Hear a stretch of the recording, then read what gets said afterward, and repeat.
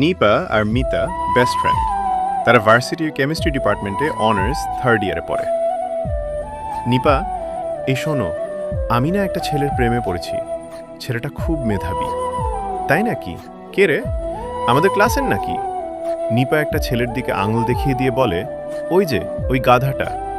নাইম, অত গাধা না, ও আস্ত একটা বলদ। এটাই তো সমস্যা। বলদ ছেলেদেরকে পটানো পৃথিবীর সবচেয়ে কঠিন কাজ। কে বলল? এখনই দেখাই তোকে। এই বলে নিপা নাইমের কাছে গিয়ে বলল, এই নাইম শোনো, একটা সিরিয়াস কথা আছে। তুমি কি জানো মিতা তোমাকে অনেক লাইক করে? এটা শুনে নাইম বলে, জানবো না কেন, আমিও তো মিতাকে রেগুলার লাইক করি। শুধু লাইক না, মাঝে মাঝে কমেন্টও করি, পোস্ট শেয়ারও দেই। নিপা মনে মনে বিরক্ত হয়ে ভাবল, এই ফিজিক্সের পাগলকে দিয়ে কিছু হবে না। এসব দেখে মিতা বলে, আগেই বলছিলাম